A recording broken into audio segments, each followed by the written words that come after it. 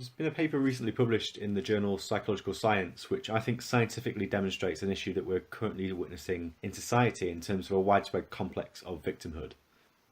In the paper, a team led by Diana Sanchez from Rutgers University report a series of studies looking at the idea of stigma-by-prejudice-transfer, which broadly speaking means that members of perceived minorities experience subjective feelings of oppression when confronted by examples of wider stigmatisation. According to Sanchez and her colleagues, this is based around the idea that stigma has a certain, what they call, monolithic quality to it. By this, what is meant is that people who are perceived to act in a way that's racist are also simultaneously perceived to be sexist, for example. This idea is linked to attribution theory, where people infer psychological motivations of others' behaviour. In formulating their opening description of stigma-by-prejudice-transfer, the authors of this paper suggest that those minority group members who have heightened perceptions of what's called the social dominance orientation within others may be more susceptible to experiencing and adopting the stigma faced by other minority group members. The social dominance orientation, broadly speaking, is a worldview that places value on hierarchies, with so-called majority group members being seen as more deserving of their social position over minority group members.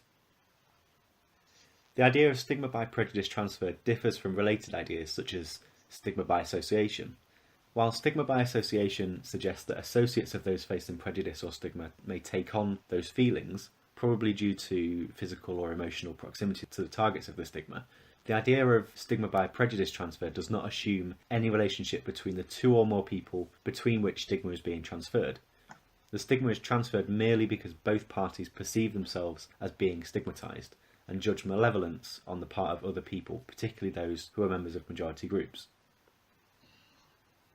Sanchez and her colleagues conducted 5 studies to examine these ideas in more depth and specifically looked at the transfer of stigma between women and ethnic minorities.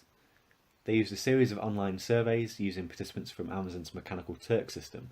And this is an online crowdsourcing platform where members of the public can sign up and be paid for taking part in short tasks, and this has been increasingly popular as a method for recruiting participants for psychological experiments over the last 5 years or so. They also used a mock chat room design to see how profile attributes influence judgments of anticipated stigma or unfair treatment from a fake profile within a job interview setting, as well as a lab-based assessed presentation in one study in order to examine whether stigma by prejudice transfer could be detected in a range of different contexts. Throughout the paper, white men acted as a control or comparison group, with white women and ethnic minority men being the key participants to examine whether stigma by prejudice transfer could be detected. In the earlier studies of the paper, the authors used some simple experimental survey designs to see the extent to which discriminated against groups, so the white women or the ethnic minority men, anticipated that they would be discriminated against by an individual depicted in a fake profile. This fake profile was presented as another participant in the study, with their supposed answers to racism or sexism related questionnaires being presented. There was also a control condition where no sexism or racism related information was presented to the participants.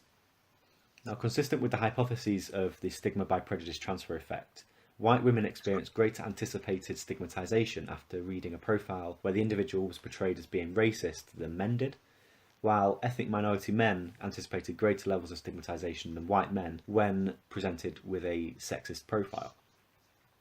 Also consistent with the author's predictions was the role of perceived social dominance orientation.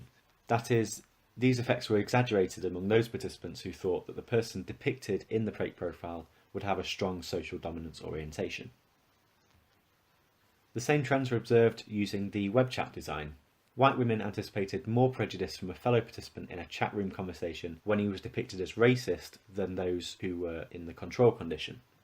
In contrast, men didn't show any difference in anticipated prejudice, irrespective of which profile they were presented with. This effect was also replicated in a controlled lab setting where white female students anticipated inflated levels of prejudice from a white male evaluator of a presentation that they were giving when he was depicted as racist than when information about his racial attitudes were not presented. And importantly, all condition effects across all of the studies were non-significant when researchers ran mediation analyses examining the role of perceived social dominance orientation. What this means in practice is that it appears that anticipations of unfair treatment among minority or stigmatised groups from majority or non-stigmatised group members is driven by the extent to which the majority group member is judged to value social hierarchies.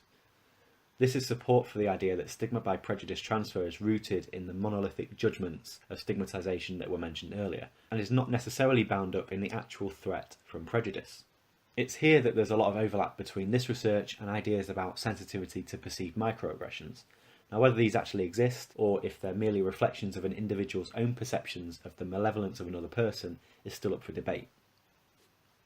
This is an interesting paper because it highlights some of the important trends that we're witnessing in political discourse at the moment. We've seen many attacks on Donald Trump, for example, where his political opponents have been happy to smear him as a racist, sexist, homophobic Nazi, in spite of mixed evidence for each of these accusations.